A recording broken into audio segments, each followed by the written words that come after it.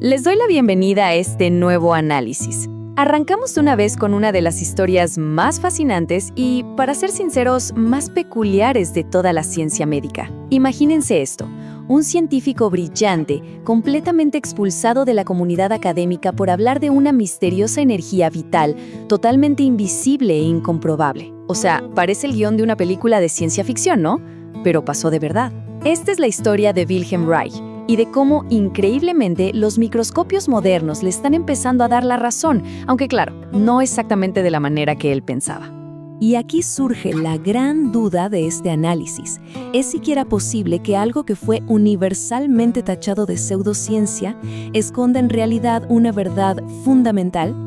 Resulta que el gran giro de trama en toda esta historia es que la neurociencia y la biología celular de hoy en día trazan un mapa que encaja casi a la perfección con estas extrañas teorías del pasado. Bien, pasemos a la sección 1, el legado de Wilhelm Reich. Para entender esto a fondo, tenemos que explorar los capítulos 14 y 15 de su famosísima obra Análisis del carácter. Ahí, Reich soltó un concepto súper revolucionario, dejó de lado la psicología tradicional y propuso lo que él llamó el impulso unitario. Básicamente, visualizaba un flujo de energía biológica dictado por una regla fundamental: la expansión versus la contracción. Y si lo pensamos bien, es algo que todos sentimos. Cuando hay felicidad, experimentamos una apertura física, una expansión. Pero si la angustia o la ansiedad toman el control, el cuerpo literalmente se encoge y se contrae hacia el centro. Ahora hay que ser 100% objetivos aquí. Si bien su modelo funciona de manera espectacular como una metáfora psicológica, fracasó estrepitosamente como teoría biofísica.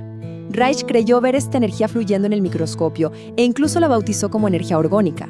Pero la ciencia demostró más tarde que solo estaba observando movimientos físicos súper comunes. Sus experimentos simplemente no pudieron ser replicados. Así que, sin validación científica, la ergonomía se quedó estancada en el terreno de la pseudociencia hasta el día de hoy. Lo que nos lleva a la sección 2, Biología del movimiento celular. Fíjense cómo se conectan las cosas. Lo realmente fascinante aquí es que este supuesto latido misterioso que él veía moverse bajo el microscopio, casi con total seguridad, era el flujo cortical, un fenómeno real y comprobadísimo por la biología celular moderna. Digamos que su gran error fue confundir esta simple función mecánica del citoesqueleto de actina con una especie de energía vital mágica. Y acá está la conexión que literalmente nos vuela la cabeza. Esa energía metafórica se traduce directamente en la realidad clínica actual a la física pura de nuestras membranas celulares. Estamos hablando de algo total y completamente observable: la remodelación de la membrana y la contracción que ocurre gracias a la interacción de dos proteínas, la actina y la miosina. Entonces, hablemos de las ROGTPasas. Pensemos en ellas como los interruptores maestros en el centro de mando de la célula. Estas pequeñas moléculas representan el equivalente biológico exacto de ese famoso impulso unitario del que hablaba Reich. Actúan dictándole a la célula con precisión milimétrica cómo y cuándo debe moverse, expandirse o contraerse. Porque una señal de estrés no se queda flotando por ahí en la mente, desata toda una cascada química que cambia la forma física de las células. Esta secuencia mapea el proceso de una manera impecable. Una señal externa, que bien puede ser un simple pensamiento de ansiedad o de alegría, se transforma paso a paso, dejando de ser una idea abstracta para convertirse en un evento bioquímico rigurosamente comprobado. Siguiendo con esto, entramos a la sección 3, la nueva coraza muscular. Ese famoso bloqueo muscular que Reich describía dejó de ser una simple metáfora. Estamos hablando, de forma literal, de la rigidez física del citoesqueleto. Esto ocurre cuando la molécula ROA-A se activa de manera crónica por culpa de un estrés constante. Básicamente, las células se quedan trabadas, bloqueadas en un modo de defensa continuo. Y vean qué interesante. Cuando por fin logramos liberar ese estrés acumulado, ocurre un derretimiento físico a nivel microscópico. Es una transición de fase real en la bicapa lipídica. Al disminuir la rigidez, la membrana se vuelve fluida otra vez, y esto permite que las señales nerviosas vuelvan a acoplarse y a fluir de forma natural. Piensen en esto.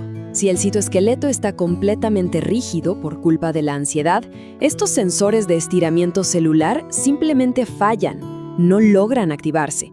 Y esto nos explica desde la biología pura por qué las personas con un historial de trauma a menudo reportan sentirse totalmente desconectadas o adormecidas. Sus sensores están bloqueados por la tensión, convirtiendo ese vacío sensorial que Reich veía todos los días en sus pacientes en una realidad física innegable. Avanzamos a la sección 4, Neurociencia de la defensa. Aquí la cosa escala de una sola célula al sistema nervioso completo. Resulta que nuestro cerebro predictivo es tan eficiente que aprende a codificar el trauma directamente en el cuerpo a través de la memoria procedimental. Aprende que encorvar los hombros o mantener una respiración superficial es una estrategia súper válida para evitar el dolor. Y al hacerlo, perpetúa esta tensión como un mecanismo de supervivencia automático. Reich ya había notado cómo somatizamos las emociones de manera profunda, pero hoy las investigaciones sobre la fascia lo confirman por completo. La fascia es como una especie de traje de neopreno interno que recubre todos nuestros músculos y órganos, y que además tiene muchísimas terminaciones nerviosas. Hoy sabemos perfectamente cómo algo tan común como una respiración restringida afecta al nervio vago y genera inflamación sistémica a través de todo este tejido conectivo. Y esto nos lleva a un concepto clave, la histéresis miofacial. Suena súper técnico, lo sé, pero en términos simples es el mecanismo físico que demuestra cómo nuestros músculos aprenden y mantienen una nueva longitud bajo tensión constante. Es la prueba definitiva de que una postura defensiva que mantenemos por mucho tiempo termina creando una coraza estructural completamente permanente en el cuerpo. Y llegamos a la sección 5, los 7 segmentos validados. Y este es de mis datos favoritos del análisis. Es simplemente asombroso. Los mismos 7 segmentos corporales que Reich mapeó hace casi un siglo coinciden hoy con una precisión quirúrgica con nuestros centros de control autónomo y plexos nerviosos. La fisiología moderna asocia la misma represión emocional de estas zonas con trastornos médicos súper específicos, desde el clásico bruxismo en la mandíbula hasta problemas digestivos muy severos. En resumen, pasamos del mito puro a la medicina 100% medible. Atrás quedó la idea de un drenaje de energía mística y en su lugar entra un concepto importantísimo, la carga alostática. O sea, el gigantesco costo metabólico y el agotamiento sistémico que sufre nuestro organismo entero por mantener esta tensión muscular crónica día tras día. Para ir cerrando este análisis y sintetizar todo este tremendo viaje, sí, definitivamente la energía orgónica de Reich fue una ilusión fenomenal. Pero la premisa central, esa idea de que el trauma somático se queda literalmente atrapado en la biología de nuestras células, bueno, eso resultó ser una verdad médica profunda, innegable y totalmente validada. Lo cual nos deja con una reflexión final que me parece espectacular. Si es un hecho que nuestras células y nuestros tejidos conectivos guardan la memoria física, la memoria literal de toda nuestra historia emocional, ¿qué otras ideas aparentemente pseudocientíficas del pasado están ahí afuera, esperando pacientemente a que inventemos un microscopio más potente para darnos cuenta de que tenían razón? Una locura, ¿verdad? Muchísimas gracias por acompañarnos a desenredar todos estos datos. Nos vemos en el próximo análisis.